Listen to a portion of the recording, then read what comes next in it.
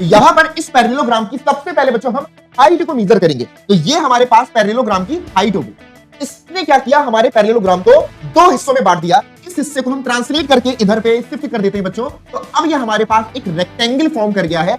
Area of rectangle होता है length into the breadth. तो यहां पर लेंथ हो गई पैरेललोग्राम का बेस और ब्रेड्थ हो गई पैरेललोग्राम की हाइट। तो एरिया ऑफ पैरेललोग्राम बन गया बेस इनटू में हाइट। यहां पर हमको एक ट्रायंगल गिवन है। तो सबसे पहले बच्चों हम इसकी हाइट को मेजर करेंगे। तो अगर हम ये देखें तो ये हमारे पास ट्रायंगल की परपेंडिकुलर हाइट है। ठीक है बच्चों, अब यहां पर हम क्या करने वाले हैं, इस ट्रायंगल को इसकी हाइट के मिड पॉइंट से डिवाइड कर देंगे।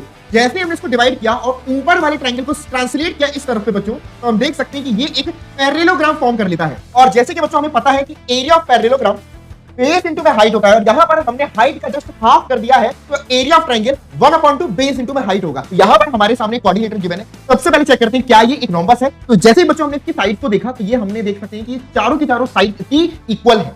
अब इसके बाद बच्चों हम इसके डायगोनल्स को ड्रॉ करेंगे। तो ये हमारे पास एक डायगोनल हो गया और ये हमारे पास इसका दूसरा डायगोनल हो गया। अनदर प्रॉपर्टी कि रोम्बस के डायगोनल्स एक दूसरे को परपेंडिकुलरली बाइसेक्ट करते हैं, तो वो भी हम यहां पर देख सकते हैं बच्चों। ये एंगल 90 डिग्री को रिप्रेजेंट कर रहा है। ठीक है बच्चों, इस वाले पोर्शन को नीचे की तरफ शिफ्ट करेंगे तो यहां पर इस तरीके से शिफ्ट हो गया और ये वाले पोर्शन को नीचे बिलो शिफ्ट कर दिया। अब हम देख सकते हैं कि ये एक बन गया है रेक्टेंगल। एरिया ऑफ रेक्टेंगल होता है लेंथ इनटू में ब्रेड्थ। यहां पर लेंथ हो गई पूरे एक डायगोनल की लेंथ और जो ब्रेड्थ है वो दूसरे डायगोनल का हाफ है। इस तरह हम बोल सकते हैं कि area of rhombus 1/2 d1 into d2। यहां पर हमारे सामने PSRQ एक ट्रेपेजियम है जिसकी पैरेलल साइड यहां पर PS और QR है, जिनकी लेंथ यहां पर B और A हमको गिवन है। सबसे पहले हम बच्चों RS का मिड पॉइंट लोकेट करेंगे। तो ये यहां पर RS का मिड पॉइंट है और हम देख सकते हैं कि ये दोनों पोर्शन और आपस में यहां पर बराबर है।